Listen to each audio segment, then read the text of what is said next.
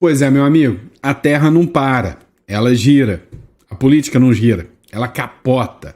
Literalmente, o mundo está assustado com tudo que está acontecendo aqui no Brasil. Tem Paulo Figueiredo falando em sequestro aqui no Brasil.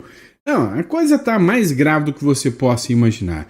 Tem nova paralisação? Pois é, os deputados, mesmo com risco de sofrer punições imediatas, estão ameaçando parar tudo de novo. O jogo aqui tá bem interessante de assistir. Tá bem interessante. Tem o Barroso fazendo, vamos dizer assim, convites para que influenciadores mudem a imagem do STF, mostrem para o mundo que o STF é muito bonzinho. Ou seja, tem muita coisa que, assim, não seria convencional em tempos normais. Tem também uma ficha da Interpol que vazou na internet. Essa ficha aqui, ó. E a gente vai falar sobre isso aqui com vocês. Era para ser uma ficha sigilosa, mas acabou sendo vazada pelo jornal Metrópolis, né? Ou seja, a situação do Brasil e do mundo tá de ponta cabeça, né? A política tá maluca. Vamos falar sobre tudo isso? Então não esquece de se inscrever no canal, curtir e compartilhar, tá? Ah, pessoal, recado rápido, né? Me mandaram uma mensagem, falou, Sandro, mesmo o Uruguai sendo um país que hoje a esquerda tá lá, ele não é um país de esquerda, mas hoje a esquerda tá lá. Por que você gosta do Uruguai? É um país que me dá liberdades. Você pode falar o que você quiser nas redes sociais. Se você é o tipo de pessoa que quer ter uma arma, você entra numa loja com sua cédula de identidade uruguaia, compra a arma, eles só registram ali, você pode ter uma arma.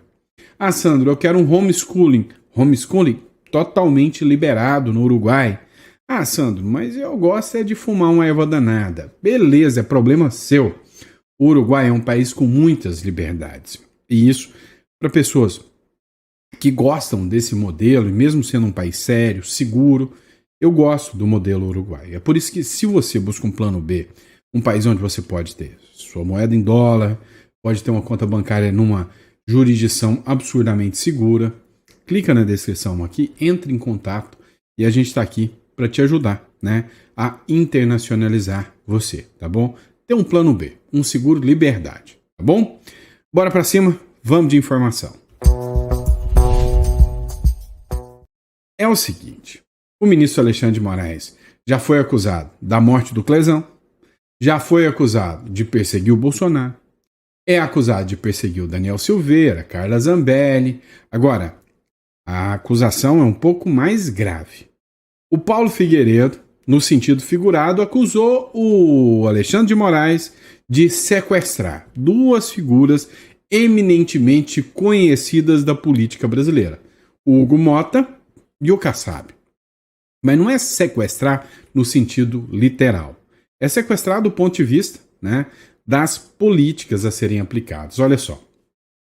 O Vinícius Carrion escreveu o seguinte, olha, é difícil discordar do Paulo Figueiredo, mas, segundo a Thaís Bilenque, do UOL, Mota e Kassab estão sequestrados por Moraes, diz Paulo Figueiredo. Pois é, o que está acontecendo, né? O que é o problema dessa publicação aqui? Olha, o grande ponto é que há hoje um sentimento por parte da oposição que o Mota não quer agir como ele está agindo. Ele até queria pautar a anistia, mas que se ele sair da linha um pouquinho, mas um pouquinho só, será desastroso o ataque que o Supremo Tribunal Federal fará contra o Mota e contra a sua família. Da mesma forma que o Kassab, o ministro Alexandre de Moraes foi lá e sacou das catacumbas lá do Tribunal Superior Eleitoral, lá do Tribunal Regional Eleitoral, um processo que já estava até arquivado do Kassab, puxou de volta, colocou no colinho do Alexandre de Moraes e falou, vai, apoia a anistia, apoia o impeachment para ver o que acontece. Nosso amigo Vun Serran, tá, para mim um dos caras hoje, manjam pra caramba de político, olha o que ele escreveu. O acordo feito por Sóstenes Cavalcante e Hugo Mota na residência oficial seria de que o texto do fim do foro privilegiado fosse votado. Então, votaria-se o fim do foro privilegiado, com isso tiraria os deputados e senadores das garras do Supremo Tribunal Federal e depois votaria anistia. A base do governo já entendeu que a chance de pautar o foro e o foro passar é muito alta. Então o governo não quer deixar isso acontecer e vai tentar enfiar a pauta da regulamentação das redes sociais, aproveitando o vídeo do Felca, né, que é aquele influenciador, humorista lá, que acabou fazendo um vídeo de denúncia de adultização de crianças. Parabéns pro Felca, ó. Parabéns, podem marcar o Felca aqui, acertou em cheio.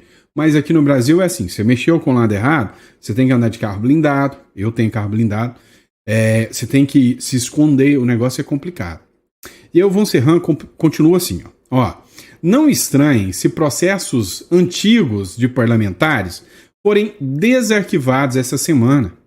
O mercúrio já era previsto como forma de intimidação. Uma repórter, não lembro se é do Globo, eu não lembro, uma repórter, ela falou que os ministros do STF declararam que se pautarem a anistia, ou o impeachment, ou o fim do foro privilegiado, se eu não me engano, o mercúrio vai esquentar. E aí, o Von Serran criticou que o mercúrio já esquentou, é por causa disso, porque os ministros do STF já estão pressionando. Antes, agentes americanos já monitoram o processo para encaixar os novos relatórios, que serão produzidos para embasar decisões futuras. Ou seja, nesse jogo de interesse, né, a direita não tem conseguido grandes vitórias, porque o sistema já está aparelhado. Entre a vontade de se alinhar à direita e o risco de enfrentar o STF, o Centrão está meio que paralisado. Olha, eu te garanto uma coisa, se dependesse do Lira, do Mota, Moraes e Lula já tinham sido empichados há muito tempo. Só que na cara mesmo, na verdade, é que não depende deles, eles estão aparelhados, é o que diz o Paulo Figueiredo. Em compensação, olha isso aqui, o que está acontecendo. Depois, né, do Hugo Mota, de novo, dá um tapa na cara da oposição, e aí, é como diz o Paulo Figueiredo, porque está sequestrado pelo Moraes, né, ou seja, está apavorado com o que o STF pode fazer contra ele, o PL retoma a obstrução da Câmara após Mota não pautar o fim do foro privilegiado. O PL retomou, desde ontem, a obstrução da Câmara dos Deputados após o presidente da Casa, Hugo Mota, não pautar para essa semana a votação da PEC do fim do foro privilegiado. A informação foi dada ao R7 pelo líder do PL, o Sóstenes Cavalcante.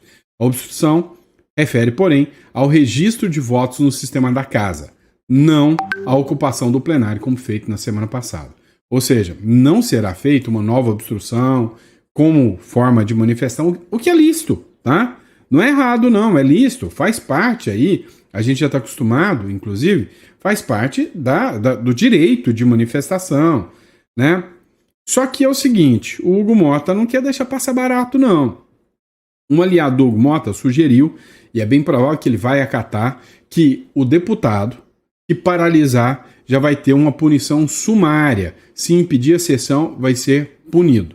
O líder do partido, Hugo Mota, na Câmara dos Deputados, que é o Gilberto Abramo, dos republicanos, ele propôs aos colegas um projeto que prevê a suspensão sumária do parlamentar que impedir o início das sessões da Casa. Vamos lembrar que o PT já fez isso várias vezes. É a primeira vez que a base da direita, a oposição, faz isso, né? A proposta foi apresentada pelo deputado no fim da reunião de líderes da segunda-feira. O encontro aconteceu na sala do Colégio de Líderes do Congresso Nacional em Brasília e contou com a presença de Mota. E sim, é um mecanismo que eles estão querendo utilizar para que a oposição não possa mais paralisar os trabalhos, se manifestar de forma a paralisar a votação da Câmara dos Deputados. Agora, um caso que chega a ser uma aberração e polêmico demais é o caso da deputada Carla Zambelli. Dá uma olhada. Juiz da Itália determina perícia médica urgente para Carla Zambelli na Itália. O juiz do Tribunal de Apelação de Roma teve uma audiência com a Carla Zambelli hoje à tarde. E aí ela meio que passou mal, e aí ele pediu para que ela passasse por uma perícia médica, médica lá na Itália. Durante a audiência, chegou a ser paralisada brevemente, ela apresentou tonturas, e ela já vinha apresentando esse problema muito antes aqui no Brasil, com laudos médicos e tudo mais. O advogado da deputada lá na Itália, ele pediu um acompanhamento mais próximo por parte do médico do Instituto Penitenciário de Rebibbia, onde ela está presa desde o dia 29 de julho, tá? Então, desde o dia 29 de julho, ou seja, há 14 dias, Carla Zambelli está presa. A Carla Zambelli, né, tem uma discussão aqui, porque o advogado disse que ela se apresentou para que a autoridade judiciária da Itália analise o caso, para que ela possa pedir o asilo, né? Segundo o pai da deputada Carla Zambelli, que estava presente lá e depois deu entrevista para alguns jornais, ele disse que ela está com um quadro de saúde muito grave, que está sofrendo mais de 10 doenças, inclusive síndrome da taquicardia postural ortostática, que a levou à internação em 2024. Essa síndrome afeta o sistema nervoso e causa taquicardia. Zambelli seguirá presa e uma nova audiência foi marcada para o dia 27 de agosto, ou seja, provavelmente até o dia 27 ela se manterá presa ainda lá na Itália. Agora, cá entre nós, se fosse aqui no Brasil, vendo o que está acontecendo com o Daniel Silveira, você acha que o ministro Alexandre de Moraes ia determinar uma perícia para ver o estado de saúde real da Carla Zambelli? Duvido muito. Agora, nesse mesmo dia, o jornal Metrópolis fez uma outra publicação. Veja a ficha sigilosa de Zambelli na Interpol. Ora, se a ficha é sigilosa, é que vazou para a imprensa, né? A coluna obteve acesso ao documento sigiloso da Interpol que oficializou a inclusão da Carla Zambelli na lista de procurados, quando a deputada estava foragida. A parlamentar foi presa no dia 29 de julho, em Roma, após ser localizada pelas autoridades italianas. E aqui, gente, tem essa discussão. A defesa fala que ela se apresentou para pedir asilo, e aqui, né, o jornal fala que ela foi pega pela polícia italiana depois que um deputado de esquerda da Itália denunciou o paradeiro da Carla Zambelli. No documento, que tem 3 fotos de Zambelli e as digitais da parlamentar, ela estava classificada como fugitiva e procurada para servir sentença, né, para cumprir sentença. De acordo com a Interpol, entre setembro e outubro de 2022, a deputada federal Carla Zambelli Salgado de Oliveira ordenou a Walter Delgatti Neto, também conhecido como Vermelho, um indivíduo com habilidades técnicas e meios necessários que invadisse o sistema de informação do Conselho Nacional de Justiça, como objetivo de disseminar falsamente supostas vulnerabilidades.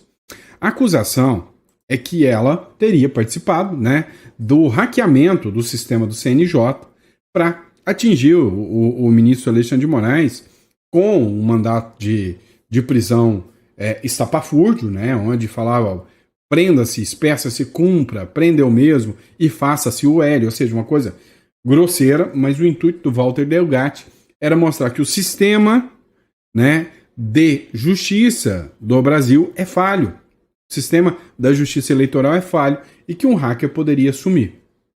Toda a acusação, segundo a oposição, foi com base na denúncia do Walter Delgatti, que é considerado um mentiroso contumaz. Então, que ela não teve a ampla defesa e o contraditório perante o Supremo Tribunal Federal. Agora, esse caso aqui chama muita atenção. O Luiz Fux é um ministro que vem chamando a atenção dos aliados do Bolsonaro. Ora herói, ora vilão, ora isentão. A grande questão é, ontem saiu burburinhos de que um recurso que tinha sido apresentado pelo Bolsonaro, que é o embargo de declaração, poderia travar o processo do Bolsonaro. Ou seja, o Fux poderia pedir vista. O que é pedir vista? É um prazo maior para poder analisar o processo. Antigamente, né, eu sou das antigas, você enfiava o processinho embaixo do sovaco fedido, levava para casa, segurava aquele processo, e aí às vezes ficava na mão do juiz 3, 4 anos, né? Isso era pedir vista, tá bom? E aí o Fux poderia pedir vista. Só que como hoje não é digital, não dá para você enfiar, né, o computador embaixo do sovaco fedido. Então o que o juiz faz? Ele pede prazo. E hoje né, há estabelecido um prazo limite, e o prazo limite seria até março. Então o Fux poderia parar com o processo até março. E aí quebraria, né, todo o cronograma já arquitetado para condenar o Bolsonaro. E todo mundo sabe que é real, né? Tem que ser muito mau caráter para acreditar que existe, né, um devido processo legal, que eles estão preocupados, né, que o Bolsonaro apresente defesa. Tudo é teatro. O Bolsonaro já está condenado. Agora, o que é o importante saber nessa situação? É que não se sabe se o Fux vai mesmo pedir essa vista. Tem gente que faz o seguinte, olha, se o Fux pedir a vista, está ajudando são os próprios ministros do STF, que vão postergar o julgamento. E aí, se eles postergarem o julgamento, o Trump fica na dúvida, não sabe quem votou a favor ou contra, e não aplica a lei Magnitsky ainda, né? Mas a grande verdade é que não precisa do pedido de vista do Fux, é só eles enrolarem e julgar, né? Eles julgam a hora que eles querem, no momento que eles bem querem. Agora surgiu uma nova matéria do Luiz Barsi. O Fux deve propor uma redução de pena para Bolsonaro em julgamento no STF. Ou seja, nem lá nem cá. Primeiro, né, a pena do Bolsonaro passa de 44 anos. Bolsonaro, se preso for, morrerá na cadeia. Nunca mais verá a luz do sol, porque o Bolsonaro já é um homem de idade, né, e aí não aguenta ficar 44 anos preso. É lógico que ninguém fica estudo, mas é bem provável que a situação de saúde dele já não suporta, né, um período extenso na cadeia, e principalmente porque não vão deixar ele fazer tratamento nenhum. É fato.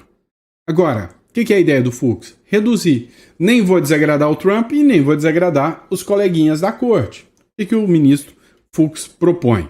O ministro Luiz Fux, do Supremo Tribunal Federal, deve propor uma pena mais branda ao ex-presidente Jair Bolsonaro na ação penal da tentativa de golpe, segundo o jornalista Luísa Martins, da CNN Brasil, na última terça-feira. Fux defende que as penas para os crimes relacionados não sejam somadas, aplicando o princípio da consunção, que considera um crime meio para a realização de outro, o que reduziria a pena total. Por outro lado, a PGR, Procuradoria-Geral da República, é contra essa aplicação, argumentando que os crimes são autônomos e devem ser punidos separadamente. Com a redução da pena ou não agrada os aliados do Bolsonaro. Não se fala em redução de pena para quem não cometeu crime. E aí é por essas e outras que volta aquele discurso sobre a venezuelização do Brasil. Antes, se você falasse, o Brasil vai virar uma Venezuela, todo mundo ia rir da sua cara, falar, olha lá, que bobão. Só que eu acho que está mais escancarado do que nunca que o Brasil está indo para esse caminho. E não é nem você que está falando, nem sou eu que estou falando. É a maior potência econômica, democrática e bélica do mundo, os Estados Unidos. Olha só, dá uma olhada nessa publicação aqui, onde o Lorival Santana, na verdade, William Vac, diz o seguinte, o Brasil está caminhando para se tornar uma Venezuela ou uma Cuba. Isso é o instinto do governo Lula e é preciso frear isso, afirma o Lorival Santana sobre a visão do governo dos Estados Unidos. É o Lorival Santana mesmo que falou isso. Acompanha esse trechinho aqui com a gente. Do contato entre Lula e Xi Jinping.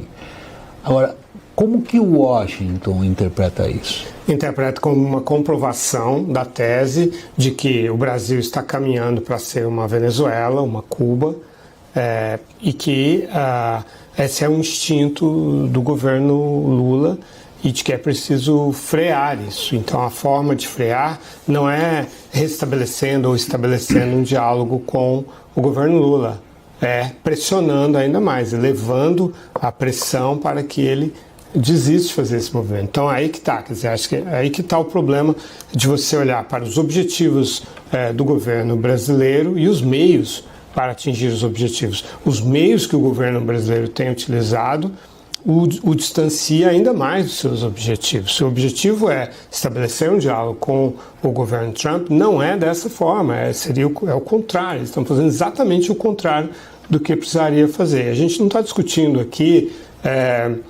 o direito do presidente Lula de ligar para quem ele quiser, falar com quem ele quiser, as excelentes relações Brasil-China, que são algo bem-vindo, comerciais e de investimentos e tal, e não é necessário ter essas relações para fazer esses gestos. Então, há uma total dissonância entre os objetivos declarados do governo brasileiro e o que ele está fazendo. Respeito. Ou seja, se você, por um acaso, teve o medo do Brasil virar uma Cuba, pode ter certeza que você não é o único. Até os Estados Unidos já pensam isso. Agora, vamos além, né? Eu coloquei um vídeo de um vereador, não lembro do nome do vereador, há uns dias atrás, e esse vereador falava o seguinte: olha, espia aqui só, o Lula vai ser presidente em 2026. E isso, né, apavora todo mundo. E aí, quando eu falei isso, todo mundo, nossa, larga de ser pessimista. Dá uma olhada. Agora é o Leandro Ruschel, né? Fizeram a pergunta para ela, ó. Mesmo depois de tudo que aconteceu, existe a chance do Lula, né? Não usou essa palavra, mas do Lula, do seu Luiz Inácio, ficar no poder? Ora, só escuta. Mesmo depois de tudo que aconteceu, existe a chance do descondenado vencer em 2026? Você coloca vencer como se houvesse uma eleição normal, né? Uma eleição transparente, limpa, o que efetivamente não é o caso se nós mantivermos o mesmo regime de censura e perseguição. É isso que a direita precisa entender, é isso que as pessoas precisam entender. Não dá para falar em eleições se nós temos um sistema que define quem pode concorrer, quem não pode, que numa canetada tira uma pessoa da corrida ou mesmo do seu mandato, né, que anula milhões de votos. Então não dá para se falar em eleições livres quando nós temos censura em massa contra um dos lados, o medo das pessoas se manifestarem, né, até dos próprios deputados e senadores se manifestarem, de votarem. Enquanto isso não for resolvido, não tem como falar em eleição. A eleição vai ser para definir para legitimar, digamos assim, aquela pessoa que já foi definida pelo próprio regime, pelo próprio sistema, pelo próprio establishment. Pois é, não sou nem eu que estou falando agora, né? Então, se não houver uma mudança significativa, você pode esperar que em 2026, né, o Lula diz que só vai entrar nas eleições se for para ganhar. Com a máquina na mão, com o sistema a favor dele, e com o sistema empoderado, porque se o sistema enfrentar os Estados Unidos e não der em nada, eles vão estar super empoderados como o regime Maduro. E aí, meu amigo, salve-se quem puder. Você entendeu o porquê que eu oriento você a ter um plano B? Né? O Uruguai que seja. Então, é por isso que eu oriento. Agora, olha, se você acha que o sistema vai ser igual, não vai. O que vai acontecer? Quem é de esquerda vai poder falar à vontade nas redes sociais. Quem for de direita, vocês sabem que talvez a gente não vai estar aqui por muito tempo. Olha só, o Barroso convida influenciadores para divulgar a imagem positiva do STF. A iniciativa ocorre em meio à crise com os Estados Unidos e busca aproximar a corte da sociedade. Troque Barroso por Bolsonaro. Troque STF por governo. E veja a mágica acontecer. E é literalmente isso. Eles vão poder fazer tudo. Olha só.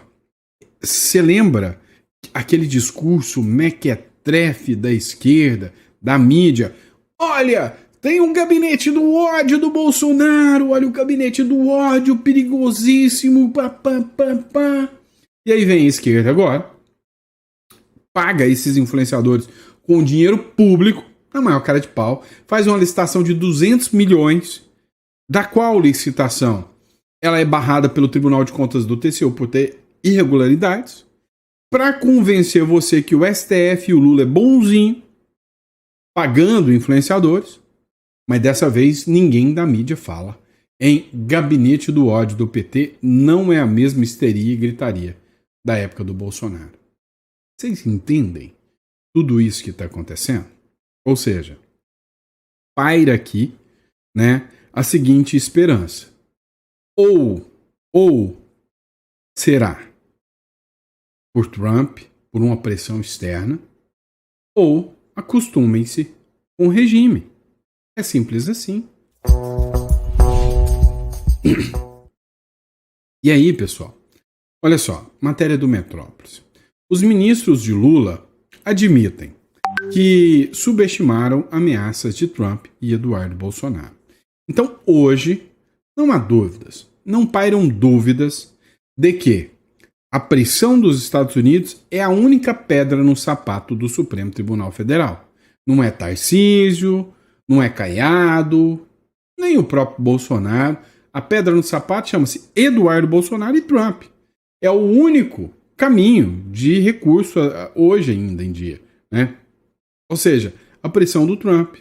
Ministros do governo admitem nos bastidores que subestimaram as ameaças de sanções dos Estados Unidos a autoridades brasileiras, feitas por integrantes do governo Trump e pelo deputado Eduardo Bolsonaro. Em conversas reservadas com a coluna, ao menos 2 influentes ministros de Lula afirmaram que pouco tempo antes de serem oficialmente anunciadas, as promessas de sanções eram vistas apenas como bravatas. Auxiliares de Lula ressaltaram que a diplomacia brasileira costumava tranquilizar integrantes do governo federal, minimizando as chances das sanções serem realmente oficializadas pelo governo americano. Outro ponto interessante agora é que essa mesma bravata que o Eduardo Bolsonaro fez, essa mesma bravata que eles diziam que acontecia, começa agora na Europa. O Jason Miller, que é um aliado de longa data do Trump, diz que vai militar ferrenhamente em todo o mundo, inclusive Ásia, Europa, sobre o que acontece aqui no Brasil contra o Bolsonaro. Será que eles vão encarar isso como bravata? E aí, né? Aqui, algumas mídias continuam com o mesmo modus operandi. Não vão recuar mesmo com as ameaças do Trump. A esquerda entendeu que não podem recuar. Dá uma olhada no Globo, tá? Globo News. Olha o que a Globo News escreveu. Após um relatório do governo dos Estados Unidos afirmar que a situação dos direitos humanos no Brasil se deteriorou e acusar tribunais de tomarem medidas amplas e desproporcionais que minariam a liberdade de expressão e o acesso à internet, o Gerson Camarote classificou o documento divulgado nesta terça como uma realidade paralela, que não condiz com a verdade. Ataca o Brasil exatamente onde o Brasil é forte, em uma democracia consolidada. Aqui não existe censura. A gente está falando de imprensa livre. Na visão deles, não existe censura. Eles têm liberdade total. Eles podem falar o que bem entenderem. Essa história de inventar que tem censura no Brasil e que a democracia no Brasil está abalada é bravata. Quem fala isso é a turma bolsonarista, radical, ou algum desgarrado da esquerda, como Rui Costa, como Glenn Greenwald, como Michael Schellenberg e alguns outros, né, aí da esquerda, como o próprio Ciro Gomes já começou a falar. São figuras, ovelhas desgarradas da esquerda, mas a imprensa vem mantendo ainda o discurso de que Lula e Moraes salvaram a democracia. Matéria do Metrópolis. A Casa Branca faz campanha por Donald Trump para o Nobel da Paz. O mundo clama. Pois é. A Casa Branca divulgou nesta terça-feira uma imagem defendendo que o presidente dos Estados Unidos, Donald Trump, seja premiado ao Nobel da Paz.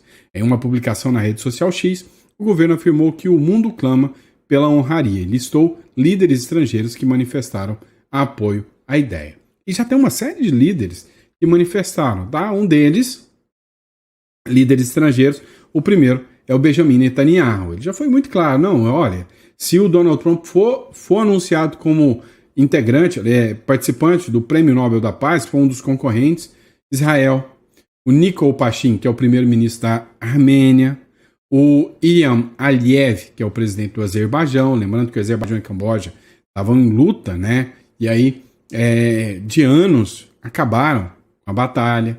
Brice Oligui, do Gabão, Olivier Nduhungirehe, né, ministro das Relações Exteriores de Ruanda, o governo do Paquistão, enfim, vários já manifestaram apoio. E aí a esquerda pira, né? Se Trump leva na capanga o Prêmio Nobel da Paz, não é?